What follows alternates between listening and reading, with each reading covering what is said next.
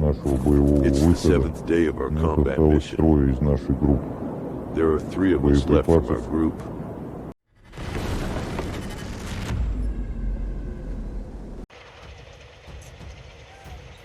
Three years ago, on February 24, 2022, Russia launched a full-scale invasion against Ukraine in an attempt to wipe out the country and its people. Moscow's brutal invasion killed tens of thousands of Ukrainians, who have died defending their country's right to exist as a sovereign and democratic nation. On April 7, 2022, as Russia was pushed out of Kiev's outskirts, Pentagon spokesperson Major General Pat Ryder said Russian President Vladimir Putin had achieved exactly 0 of his objectives inside Ukraine. He didn't take Kyiv. He didn't topple the government. He didn't remove Ukraine as a nation-state, he added. 3 years on, and this statement still holds true. In fact, Russia occupies less Ukrainian territory than it did when Ryder spoke.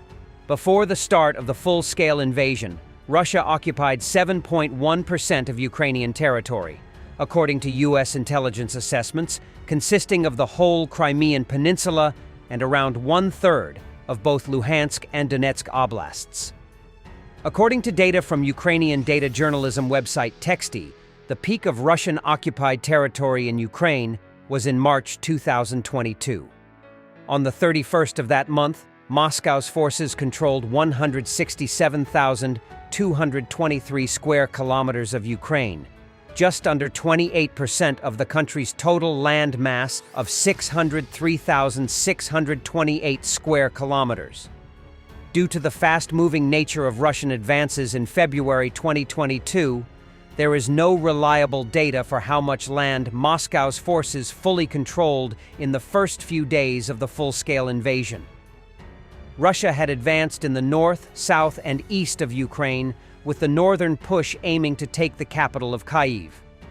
Due to fierce Ukrainian resistance, this advance quickly stalled, and Russia was forced into a humiliating retreat at the beginning of April 2022, giving up around 40% of the land taken since February, and exposing the myth of Russia's military superpower status.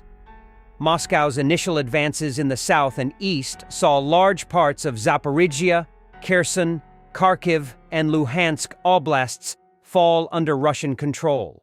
But lightning Ukrainian counteroffensives launched in late summer 2022 saw Kyiv retake control of great swathes of land, including the cities of Kherson. Russia illegally annexed Kherson, Zaporizhia, Donetsk, and Luhansk oblasts on September 2022, despite controlling none of the regions in full. At the beginning of 2023, Russia occupied 108,928 square kilometers, or just over 18.04% of Ukrainian territory, according to the Deep State Monitoring Group.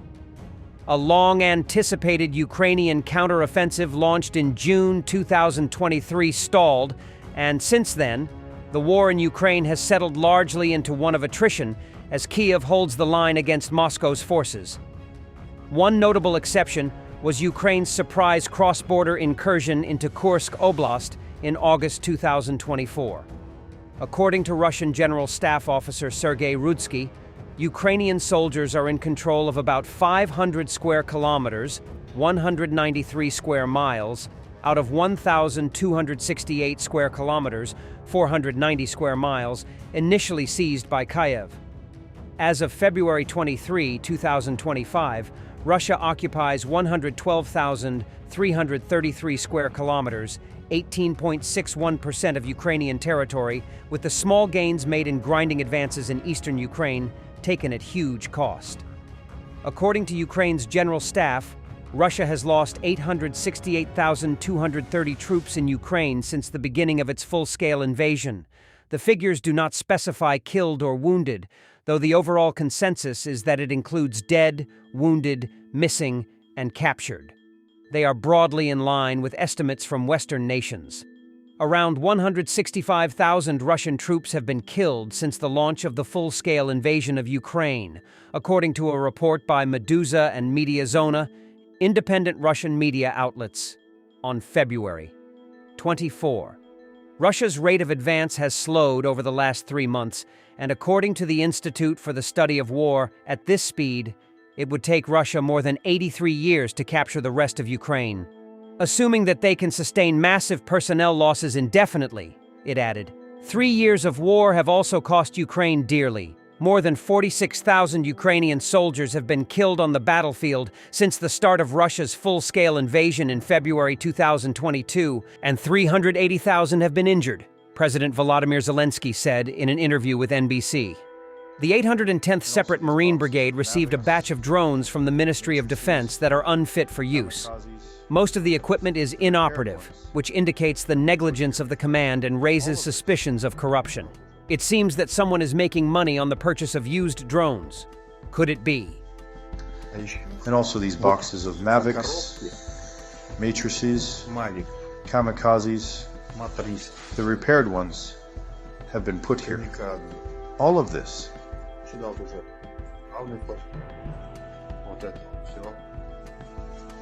The fighters of the Russian 155th Brigade have been on combat duty for 7 days now, and there are only 3 of them left. No ammunition, no food, no strength to hold on.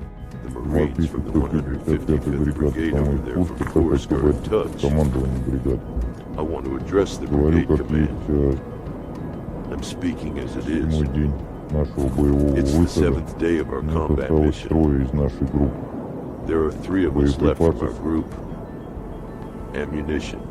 Almost done. The food too.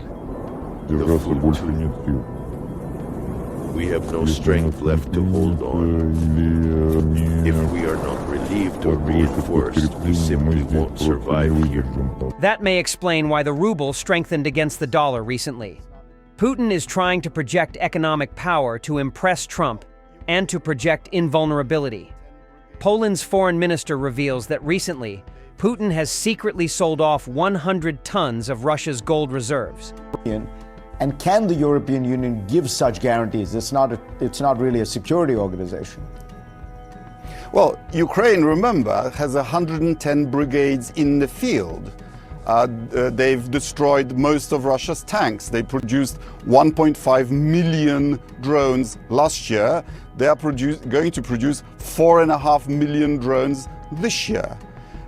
If you'd asked me 3 years ago where Ukraine and Russia would be in this war in 3 years' time, I don't think either of us would have guessed that Russia would only capture 20% of Ukraine's territory.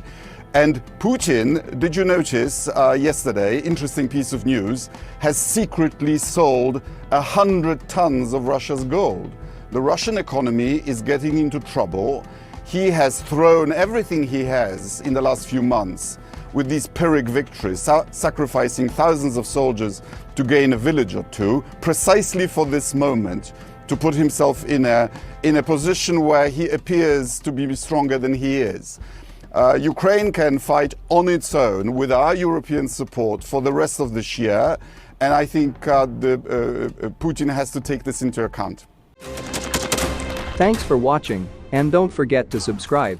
Also, if you want to support Warthog Defense, please become our member and get early access to new videos, exclusive members-only videos, and become administrator in comment section. The membership link is in the description. Every day. We had a guy last week, it's 6 rescues in 6 days. You know, he's doing the job every day.